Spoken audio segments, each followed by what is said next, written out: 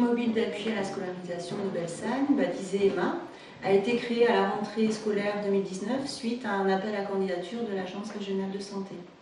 L'objectif principal, c'est de soutenir la communauté éducative pour le maintien de la scolarisation des élèves en situation de handicap. Notre équipe est composée de professionnels de terrain, tous expérimentés auprès d'enfants présentant des besoins éducatifs particuliers. Des éducateurs, des enseignants spécialisés et une psychologue. Notre équipe de Belsagne intervient sur l'ensemble du département de la Lozère, de la maternelle au lycée, dans les établissements publics ou privés. L'équipe mobile d'appui intervient selon différentes modalités, sous 4 grandes missions.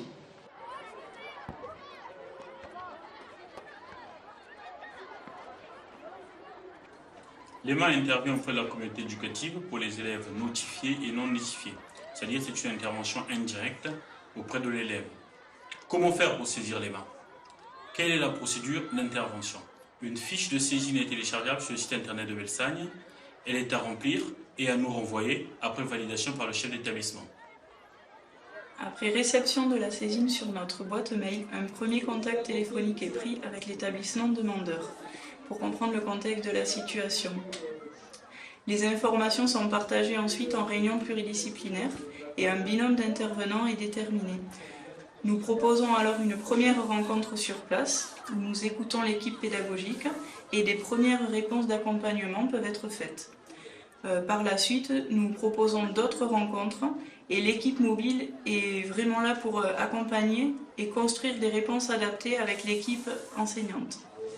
Alors nous, on travaille, c'est la 3e année qu'on travaille avec l'équipe mobile et donc on les sollicite lorsqu'on se retrouve un petit peu en difficulté avec certains élèves, donc ça peut être des difficultés d'ordre pédagogique, comportemental, voilà, ça peut être toutes sortes de difficultés, donc on les sollicite, on se réunit.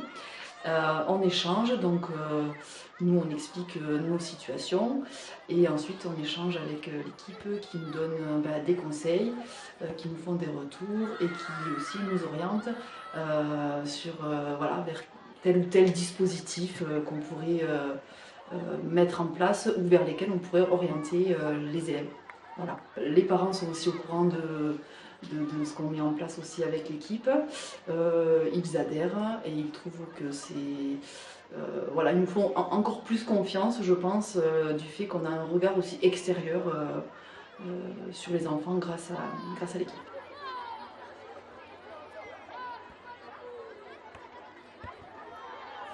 Dès la création de l'EMA, l'Éducation nationale a fait part du besoin de soutien auprès des AESH. Nous avons donc co-construit ensemble l'analyse de pratique professionnelle. L'analyse de pratique professionnelle couvre l'ensemble du département au travers les 5 bassins géographiques. Mon rôle en tant qu'intervenante et psychologue est de permettre aux participants de développer leurs compétences professionnelles à travers un espace d'écoute, d'exprimer ses ressentis, de prendre du recul et aussi de soutenir les professionnels qui font face à des situations difficiles. Le bilan que l'on peut faire suite à ces 3 années d'analyse de pratique professionnelle, c'est que c'est bénéfique auprès des AESH et nous allons travailler pour étendre ce dispositif aux enseignants. Bonjour, donc je suis Nathalie, AESH depuis bientôt 3 ans, sur le dispositif Ulysse du lycée Émile Pétabin à Mende. Je suis AESH co, c'est-à-dire collectif. 24 élèves sont accueillis dans ce dispositif cette année. Ça va de la 3e prépa métier au BTS. Ensuite, j'ai donc eu la chance de participer aux APP et d'échanger sur les pratiques professionnelles avec des AESH plus jeunes en âge, plus jeunes en métier et également beaucoup plus anciennes. On a pu exposer, présenter les divers cas. Moi, j'ai eu l'occasion de présenter un élève qui me posait des difficultés. Je ne savais pas comment l'appréhender, comment le capter au niveau du dispositif pour que ça ait du sens pour lui dans ses apprentissages. Et le fait d'avoir pu échanger avec d'autres personnes, d'autres AESH, c'était m'enrichir, prendre du recul, me positionner différemment et avoir un retour qui puisse être plus positif et plus parlant pour lui.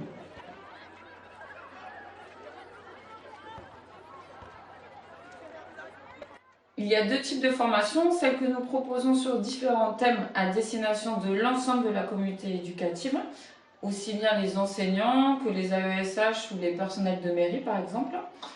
On fait évoluer ces actions en fonction des retours des participants et des besoins qu'on repère aussi lors des saisines ou des analyses de pratique. Et il y a les formations demandées par les établissements scolaires ou les PIAL de secteur. Et dans ce cas, on co-construit avec eux l'action de formation en fonction des besoins en interne. Et à savoir du coup que la plupart de nos actions de formation sont co-construites et co-animées avec l'Éducation nationale.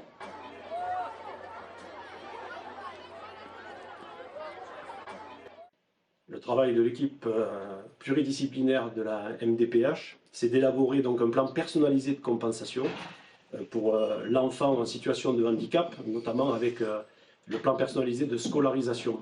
Donc l'équipe pluridisciplinaire à la MDPH, elle est pluridisciplinaire puisqu'on a à la fois des médicaux, des paramédicaux, des sociaux, la participation de l'éducation nationale pour le parcours de scolarisation de l'élève en situation de handicap.